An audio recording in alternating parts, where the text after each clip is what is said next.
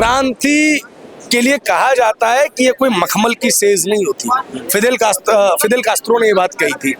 लेकिन आज के दौर में क्रांति जो है दोस्त, वो मखमल के सेज में ही की जा सकती है। इस आंदोलन के अंदर हमने देखा है कि खालिस्तान की बात खूब हुई है, पाकिस्तान के साथ मिलने की बात हुई है, और कई लोग कहते हैं कि आंदोलन में इस तरीके के कुछ लोग शामिल हो जाते हैं। आप डिमांड किससे रख रहे हैं? आप डिमांड ही उस मोदी सरकार से रख रहे हैं ना, और फिर आप मोदी को मारने की बात करेंगे तो आपका आंदोलन खुद ब खुद एक्सपोज। आज किसानों की शहादत पर जो राहुल गांधी आंसू बहाते हैं और उनसे मिलने की बात करते हैं, दादा महेंद्र टिकैत ने जब 1988 में आंदोलन किया था उन्हीं के पिता राजीव गांधी के खिलाफ, उस आंदोलन में भी कई लोग शहीद हुए थे। गांधी परिवार का एक व्यक्ति उनसे मिलने गया हो तो बताओ?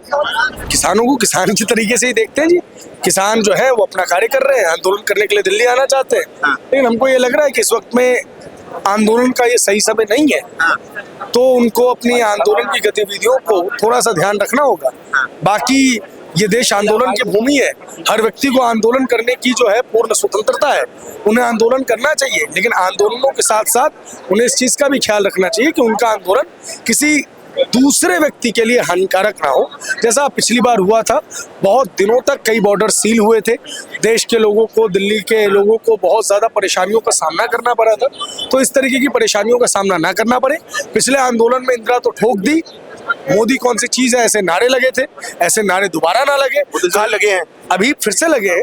तो यही चीज है, ये इस आंदोलन को कमजोर कर रहा है, इनकी मांगों को कमजोर कर रहा है। क्योंकि अगर आपकी मांगे जायज है और आपको लगता है कि आपकी मांगे मांगी जानी चाहिए, तो आपके अपने आंदोलन को बहुत स्ट्रांग रखना।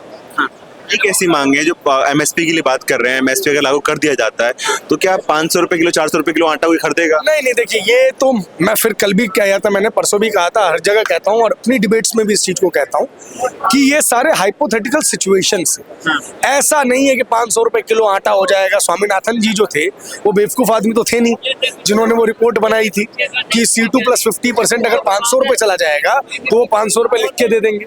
इतना बेवकूफ आदमी नहीं था वो, आप समझिए। किसानों की जो कुछ मांगे हैं वो जायज है, इसको आपको मानना पड़ेगा, लेकिन उन मांगों को पूरा करने के लिए, उनमें विविधता लाने के लिए, उनकी इनकम को बढ़ाने के लिए जब देश की सरकार 3 लॉ लेके आई तो उसका विरोध भी तो इन्हीं किसानों ने किया। बात यह है कि 1991, 1992 के आसपास में हम पूरे देश में LPG लेके आए, लिबरलाइजेशन, प्राइवेटाइजेशन, ग्लोबलाइजेशन। आपके माइक जो आए, हमारे कैमरास जो आए, ये सारी की सारी उन LPG की देन है। छोटी से छोटी चीज में, चाहे शर्ट हो, पैंट हो, हमारे डेली नीड की कोई वस्तु हो, वहां पे LPG आया। लेकिन फसल के क्षेत्र में उदारीकरण नहीं, क्योंकि लोगों ने करने नहीं देना चाहा। इस मामले में मैं एक बात कहूंगा कि जो समृद्ध किसान थे उनकी भी इसमें जिम्मेदारी थी कि वो जो कम जोत वाले, कम खेती वाले किसान हैं उनको समृद्ध बनाए, लेकिन वो ही उनके दुश्मन बन के खड़े हो गए। वरना एक चीज बताइए, पंजाब का किसान समृद्ध है, ठीक है, लेकिन उसके यहाँ जो यूपी बिहार के मजदूर काम करने जाते हैं, जो असली में खेत में मेहनत करते हैं, क्या उन्हें एम्प्लॉय राइट्स ये बड़े किसान देते हैं? क्या उनको PF मिलता है? क्या उनको ग्रेचुइटी मिलती है? अगर उनकी मौत हो जाए तो वो बड़े किसान उन छोटे मजदूरों के लिए क्या करते हैं? अगर हम इस पर प्रश्न उठाएंगे तो आप क्या बोलेंगे कि नहीं जी, हम सरकार के पक्ष से बात कर रहे हैं। आपके MSP की बात तो चलिए एक बार को मान ली जाएगी, लेकिन उनसे उन छोटे किसानों को क्या फायदा होगा? अरे भाई साहब, एक बात बताइए कि आपके यहाँ पंजाब में कॉन्ट्रैक्ट फार्मिंग का उल्लंघन करने पे 5 साल की सजा है। ऐसा काला कानून पूरे देश में और कहीं नहीं है, लेकिन आपने उसके खिलाफ तो कभी आवाज नहीं उठाई।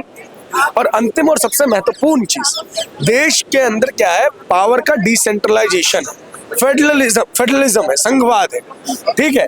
और जो कृषि है उसको राज्य सूची का विषय माना जाता है, राज्य सूची का विषय है वो। जब पिछली बार 3 कानून आए तो बार बार कहा गया ये तो राज्य सूची का विषय था जी, ये तो राज्य सूची का विषय था जी, आप क्यों कानून ले आए? तो आज जब आपको प्रदर्शन करना था तो राज्य सरकार के खिलाफ करना था ना, विधानसभा के खिलाफ करना था ना, आप दिल्ली क्यों कुछ करना चाहते हैं? तो ये बहुत सारे प्रश्न हैं जिनके जवाब किसान नेताओं को देने होंगे, और वो चूंकि इन प्रश्नों से बचना चाहते हैं तो वो एक चीज की जिद लेके बैठ गए, गारंटी दो, गारंटी दो, गारंटी दो। आपने कहीं नौकरी की, आपको नौकरी पे सैलरी नहीं मिली, मान लेते हैं, अगली बार उस व्यक्ति ने आपको फिर से नौकरी पे बुलाया, तो आप क्या कहोगे? भैया 3 महीने की एडवांस सैलरी मुझे दे दो, ताकि तुम तुरंत ही अगर मुझे निकाल दो तो मेरे पास कुछ रहे तो बैकअप। लेकिन एक व्यक्ति जिसने आपको लगातार नौकरियां दी ही है और लगातार सैलरी भी दी है, आप उससे कभी बोलोगे कि गारंटी पे हमको लिख के दो? क्यों नहीं बोलोगे आप इसलिए नहीं बोलोगे क्योंकि उस व्यक्ति ने आज तक आपके साथ चीटिंग नहीं की है। सरकार जब से नरेंद्र मोदी की आई है, क्या एमएसपी जो है किसी भी चीज के ऊपर कम हुई है? कि पहले 1000 थी आज 900 हो गई है? नहीं। गेहूं जो 1150 रुपए का था वो 2200 के आसपास चला गया है। अरहर की दाल जो 3000 की थी उसकी 7000 की कीमत कर दी गई है। श्रीअन्न उन पे बोनसेस दिए जा रहे हैं। किसान सम्मान निधि दी जा रही है। किसान क्रेडिट कार्ड के जो लोन्स हैं वो माफ किए जा रहे हैं। तो आपको गारंटी किस चीज की चाहिए? वादा खिलाफी अगर इस सरकार ने की हो तब आप गारंटी की बात कहेंगे ना। आप कह रहे हैं कानून बना दे। कानून किस तरीके से बना दे महाराज?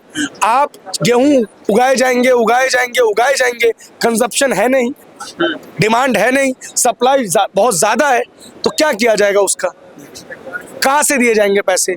भैया एक दौर में तेल जो हम घर में इस्तेमाल करते हैं, फूड ऑयल, उसका सारा कंजप्शन हम अपने देश में करते थे। आज हम अपने देश में नहीं कर पा रहे। आज इसको हमें निर्यात बाहर से मंगवाना पड़ रहा है। क्यों मंगवाना पड़ रहा है? क्योंकि हमारे किसान जो है उस चीज की उपज ही नहीं उगा रहे। तो बेसिकली आपको समझना होगा कि जिस चीज पे हमको अपने आप को आत्मनिर्भर बनाना है वो हम बनाए अपने आप को। भैया चीन के पास जमीन की कमी नहीं है लेकिन वो चावल नहीं उगा रहा, क्योंकि चावल उगाने में उसका जितना पानी बर्बाद होता है और जितनी उसकी कॉस्टिंग आती है उससे कम दाम में भारत उसे चावल दे रहा है। ओवर प्रोडक्शन है आपके पास, इसलिए आप दे रहे हैं। ओवर प्रोडक्शन नहीं होता तो आप नहीं देते। तो ये कुछ तथ्य हैं जिनके बारे में हमको आपस में विचार करना होगा। और किसानों की जो पूरी की पूरी फील्ड है उसके अंदर उदारीकरण आए, उसके अंदर नई तकनीकों का विकास हो। इस चीज के ऊपर सरकारों को और किसानों को मिल बैठकर बात करनी पड़ेगी। खाली किसान क्या पंजाब और हरियाणा में ही है, बाकी स्टेट्स में नहीं है? वो लोग नहीं आ रहे हैं विरोध करने के लिए, खाली ये दो राज्य आ रहा है और 6 महीने का राशन, BMW, मर्सिडीज। क्रांति के लिए कहा जाता है कि ये कोई मखमल की सेज नहीं होती। फिदेल कास्त्रो ने ये बात कही थी। लेकिन आज के दौर में क्रांति जो है दोस्त, वो मखमल के सेज में ही की जा सकती है। राहुल गांधी ही भारत जोड़ो न्याय यात्रा पर उस पूरे लश्कर के साथ निकल सकते हैं। कोई छोटा मोटा नेता नहीं निकल सकता, क्योंकि उस पूरी यात्रा की जो कॉस्टिंग है वो हमारे पास नहीं। तुम्हारे पास होगी तुम भी पूरा भारत घूम लेते। तो जहाँ का किसान समृद्ध है वही का किसान आंदोलन पे आएगा। उन किसानों को पता है कि उसके पास मजदूर है, जो मजदूर इस वक्त खेती कर रहे हैं, इसलिए वो आके बॉर्डर पर बैठा है। जिसके पास नहीं है वो नहीं बैठ सकता। तो रियलिटी ये है कि हमको ये समझना होगा कि पंजाब का किसान क्यों समृद्ध हुआ। तो वैसी योजनाएं आपको यूपी में लानी होगी, वैसी योजना आपको बिहार में लानी होगी, तब जाके हर जगह का किसान समृद्ध होगा ना।